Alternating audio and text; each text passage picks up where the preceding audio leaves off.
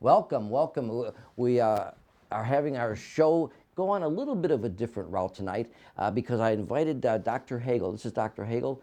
He's an anesthesiologist, and he also majors right now in that subsection. What do we call it, a subsection? Pain management? Yes, that's correct. Thank you. I happen to have been treated by Dr. Hagle, and I found out after having surgery on my knees and having a back problem that most of us that are in the populace are very ignorant of the subject. We know very little about it, and I wanted to bring an expert on, and perhaps he can help give you some information as well as help me too.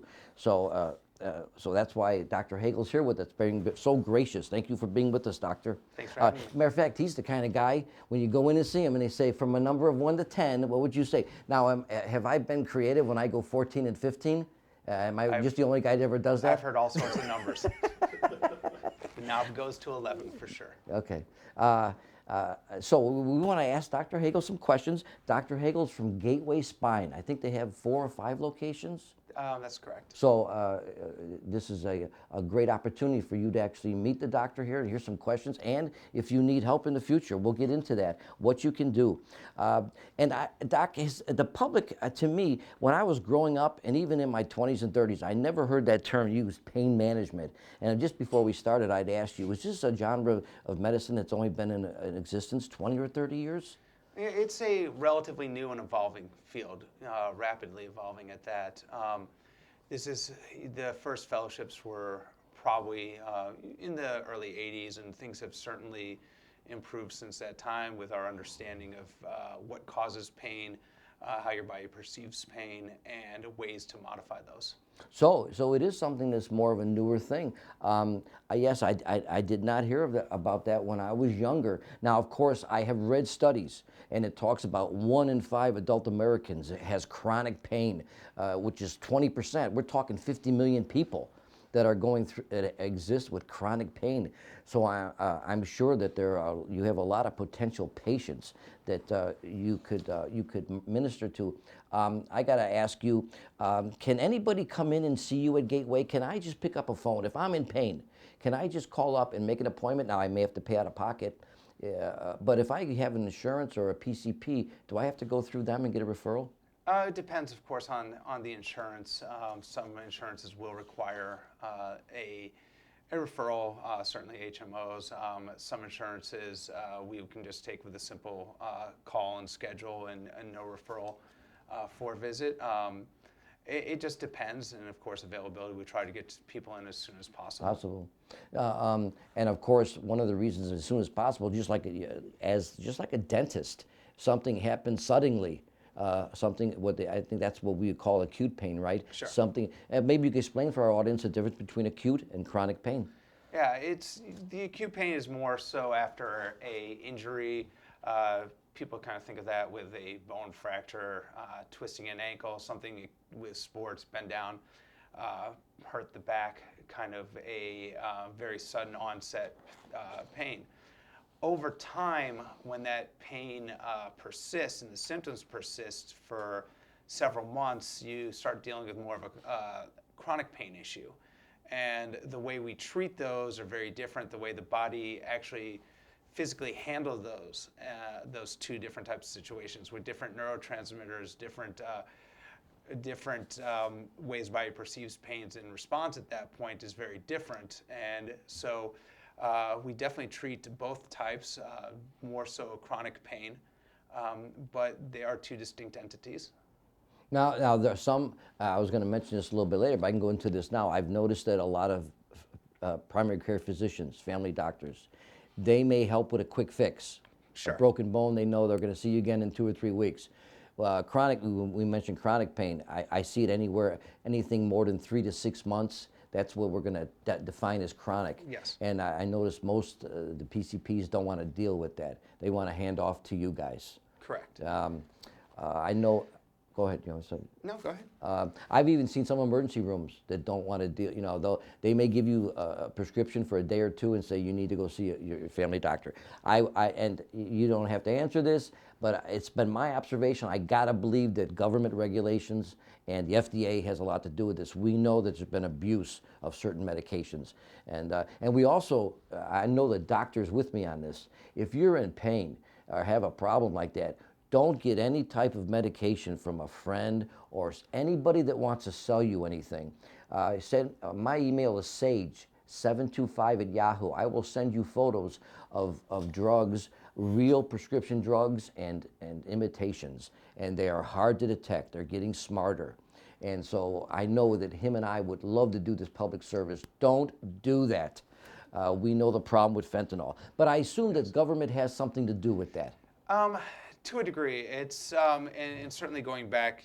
First, let me kind of comment on what you said. Yeah, absolutely. One of the biggest mistakes, and you see a lot of these accidental overdoses, and that's what it is. You see a high spike over the last 2 decades of overdose deaths, and the vast majority. I don't know the exact percent, so I don't want to quote it on it. These are accidental. These are people who are looking to get better. To get pain relief. They may take something from a neighbor, take something from a friend, take somebody from another source. Their body's not used to that, where these other people may be, and you get respiratory suppression, stop breathing, and overdose deaths, which obviously is a tragic thing that can largely be prevented. Yeah. Now, as far as the treatment of acute pain and chronic pain in the hands of a primary care physician, I did actually work as a internal medicine specialist before I went into anesthesia and pain management. And having done that for 3 years in actual private practice after residency, you certainly see that as a primary care physician, you're dealing with a lot. And unfortunately now, and this was a good 15 years ago. It's gotten worse. And you had stacks of charts. You were inundated with patients, phone calls, and having to see people every 10, 15 minutes. There's really no way to stay on top of this stuff and manage every aspect of it. And there's just a lot that, as a primary care physician, all respect due to them, that they just don't know and can't handle. You just don't have that makes a lot of sense. You don't have the time to learn it. And so there's these typical things that they will rely on, tried and true medications, such as people will use Norco or Vicodin, hydrocodone, same thing basically, but tend to rely on that very quickly, and they don't unfortunately have knowledge of some of the other medications out there that are available, or not only just medications, but means to treat chronic pain more interventionally. Because our focus, or at least mine, is that as pain physicians, you want to get to the source. And if you can get to the source of the pain and treat it, you have a much better chance of getting it controlled and making a patient more active and happy than if you're just trying to mask it with medications. And that's why, from my perspective, what I tell people is, I want to treat you with the least invasive way possible. And for some people, it's kind of a hard concept to get that maybe a needle is less invasive than a pill. When you think about taking medications, taking pills that will have potential side effects, will have potential drug interactions, will have potential problems with your liver and kidneys long term, it's a lot easier sometimes to go directly at this and thus avoid those medications. And you mentioned an injection.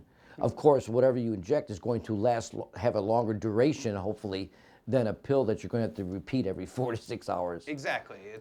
You want to get something that you can do and that can work for months to years, if possible, rather than something, like you said, would last every 4 to 6 hours and constant runs to the pharmacy and kind of always chasing your tail on these problems. Plus, if it's chronic pain and you're prescribed a controlled substance, there is that inevitable result of developing intolerance.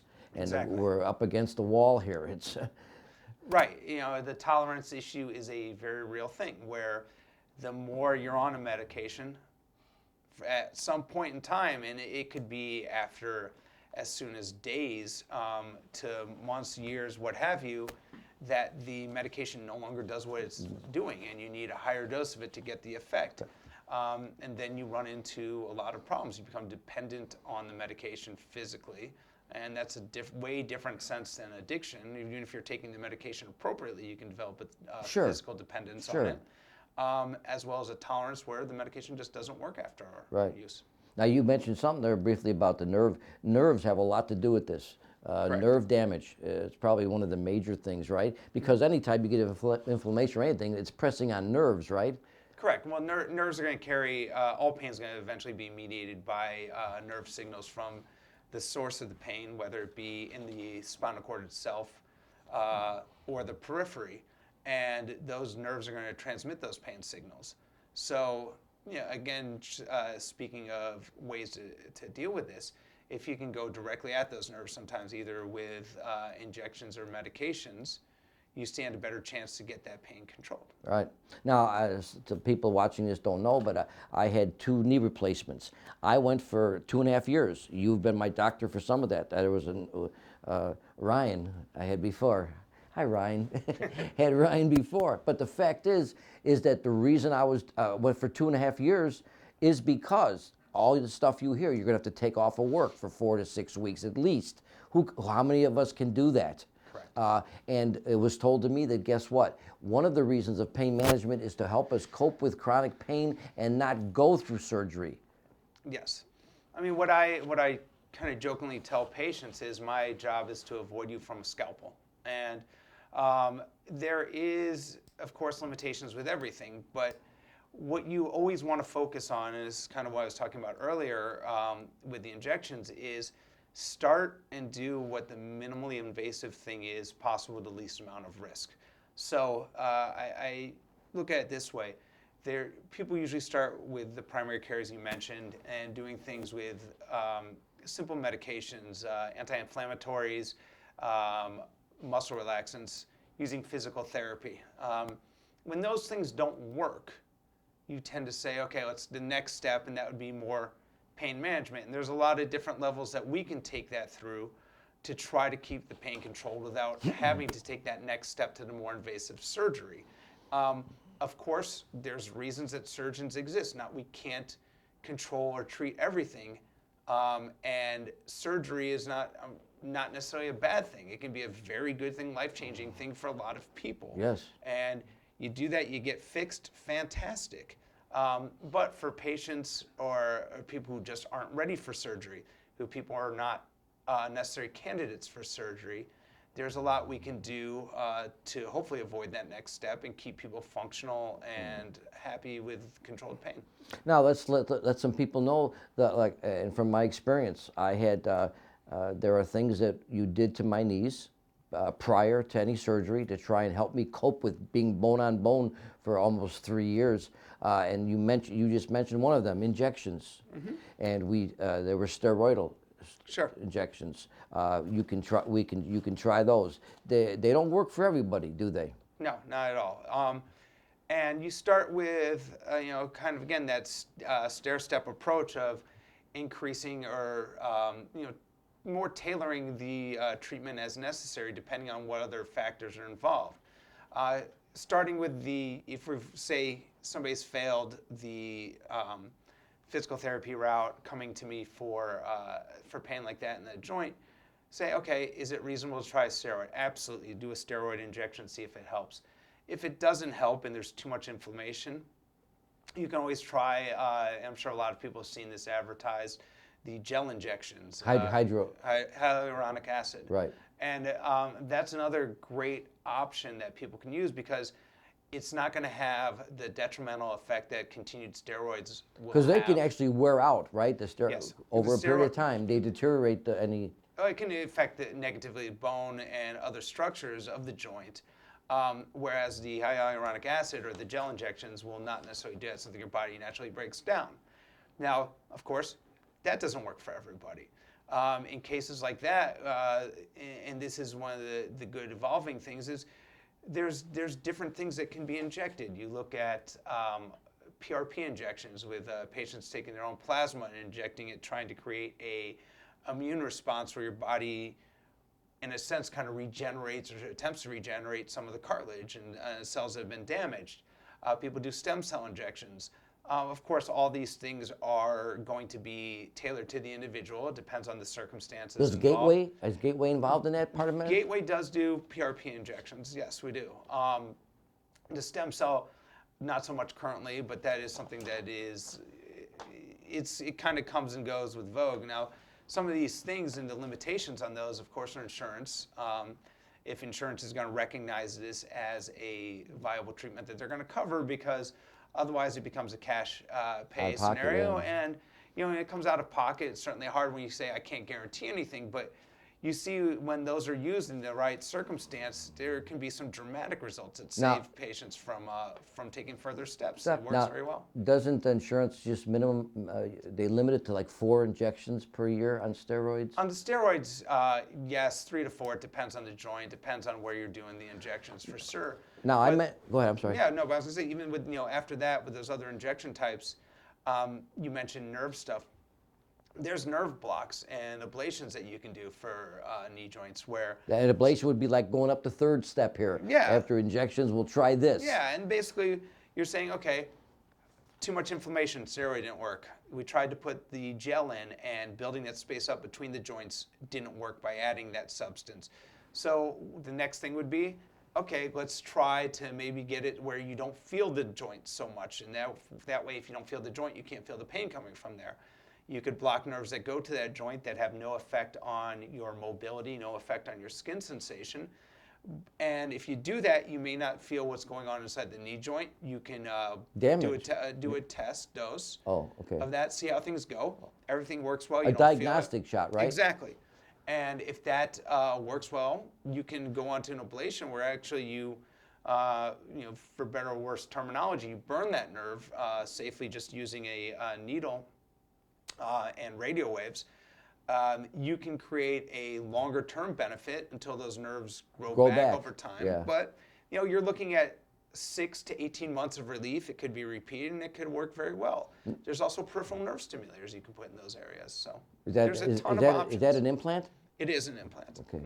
Now, when it comes to, I mentioned the knees because I'm familiar with that. Sure. These same injections we just discussed, whether it's steroids or are those also used in the shoulder, the hip, any joint area, that kind of stuff? To a degree. Now, we try to stick with what's cleared for by FDA. And there are limitations on the gel of where that can be used. And right now, people are just using it on the knee joints. But there are other nerve injections that can be done for the shoulder. Commonly do those, some for the hip. Do steroids, are those acceptable for hips and shoulder? Yeah.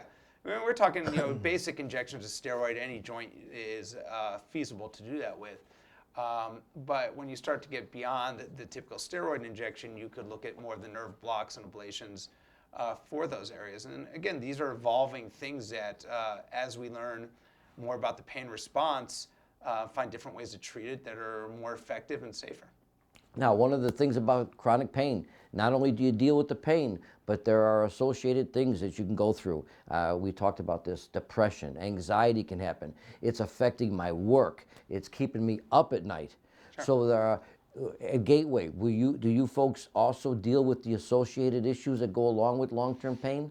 Yeah, to a degree. I mean, of course, we look at this and try to do a multimodal approach to pain management, and certainly want to have multiple different branches of your pain control. You're looking at physical therapy, a home exercise program. You're looking at other kind of ongoing treatments, chiropractic therapy, massage therapy, medications, injections. And of course, there's a bunch of pain psychologists who help people as needed. Now, some of this stuff, we can do with medication, and just like I said earlier, with the, when dealing with pain, if you can get to direct source, it's always good to get to the direct source. Talking with the pain psychologist, learning how to work on things like behavioral therapy and feedback, biofeedback, ways to help kind of do the meditation relaxation can really make a good positive impact on the pain, and patients can work with it that way. fortunately, there are some medications that we utilize that kind of kill two birds with one One stone in a stone. sense. Yeah. Like a triptyline, Yeah. triptyline stuff, right? Yeah, amitriptyline, nortriptyline, these are old medications that do work on chronic pain. Also duloxetine, which is a different one. Chronic it's a pain different plus antidepressant. depression, Yeah. yes. And the important thing to really look at and understand when you say that is that you're not treating depression and saying, well, you're just depressed, you get depressed, your pain will get better. It's not saying this is all in your head. This pain, we got to make your head better and you'll feel good. But you are dealing with an overlapping set of neurotransmitters too that happen to respond with pain and depression. If you increase the levels of those, you dampen the pain signals, so you have less pain perceived. Improve mood as well, and so you're kind of working in two different areas to control these problems. But they are, inevitably, there's a lot of overlap and interaction between the two. Now, those who may be watching this, and we all know the major things I mentioned, the back, the knees, the shoulder stuff. There are some other pain issues and stuff that you folks do deal with, right? Neuropathy, some of those you deal with. Carpal tunnel or migraine headaches you may deal with in a certain extent. So not all pain, but a lot of pain that people don't normally associate with going to see a pain doctor about.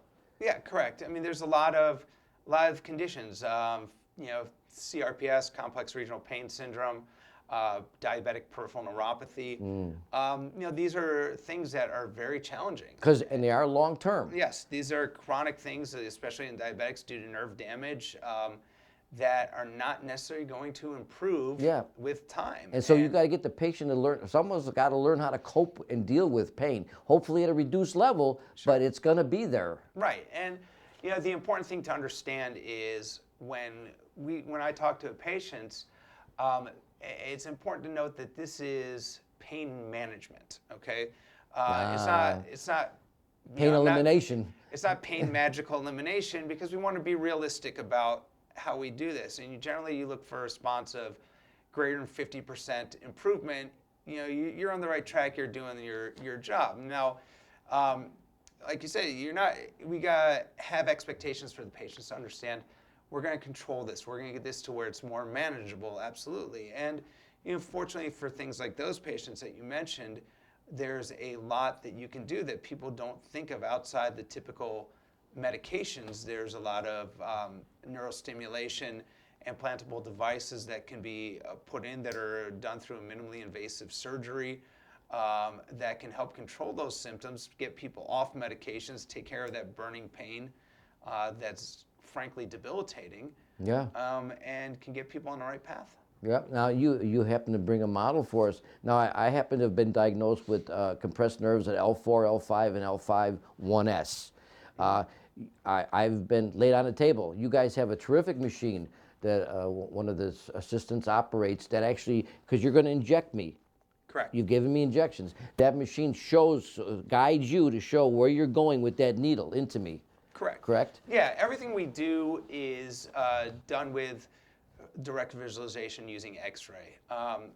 Especially when we're real-time X-ray. That's kind of cool. When we're dealing with the spine, for sure. I mean, for a knee injection, shoulder injection, you don't necessarily need that. When you're dealing with the spine, we absolutely do.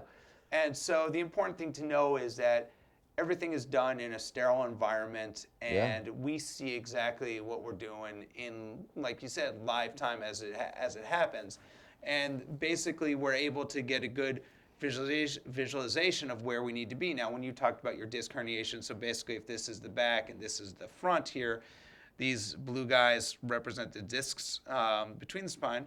So for you, look at these bottom two levels. Over time, due to wear and tear, the discs had degenerated. They were pushing backwards and put pressure into this area here where the nerves sit. So in order to alleviate that pressure, we wanted to put a steroid injection in there to take some of the pressure off of that area, so the disc rubbing against the nerve and causing friction was eliminated. So what we can do is, using X-ray, you see this area. It helps us guide exactly where we need to get the needle to, okay, to minimize any kind of risk or damage. And it allows us in real time to actually, when we inject contrast, to see and approximate exactly where that medication is going to spread.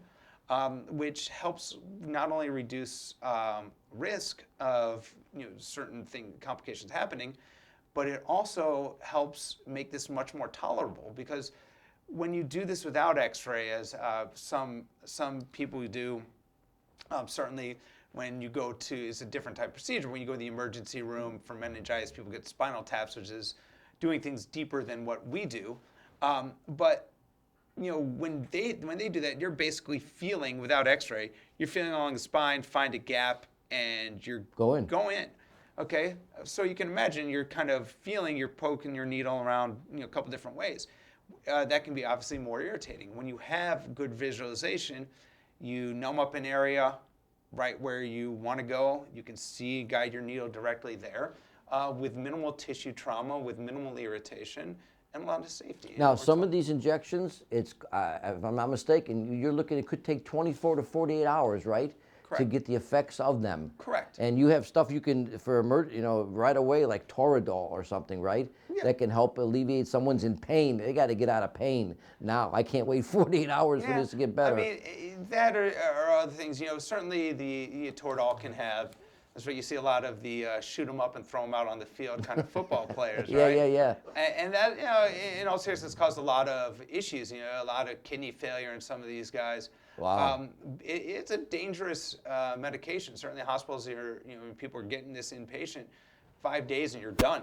Even that, so they won't let you do it. Wow. You want to typically you gotta have some patience with these things. They can take a couple hours, even up to 48 hours for it to really kick in. But it's something that's easily done in the office. These are not overly painful. I can speak from experience, you can tell them. Yeah. And you do go in localize a numb it to begin with. Of course, we numb it up, and it's certainly something that sounds like a scary kind of it's not procedure, but it's having done this enough, you see that's 95% mental, and it's really well tolerated. Now, a lot of people watching us may suffer from sciatica. Mm-hmm. Can we briefly address that? So it's kind of what we when we talked about with you. If those discs are pushing backwards on the nerves and compressing the nerve there, you're going to feel that pain that just shoots down the leg. It's debilitating. It can be, for sure. You get that burning thing when you walk. You get the numbness, tingling in the legs. It can be a bear, and that's why something as simple as a steroid injection, if you take the pressure off of that nerve, that sciatic or radiating radicular pain down the leg can improve significantly. Great. Well, I'd like to thank you for joining us today. I think that we gave our viewers a lot of information, and so we appreciate you being here. Yeah, thank you so much. Dr. Todd Hagle, anesthesiologist, pain management doctor at Gateway Spine. Thank you very much. Thank you very much for joining us.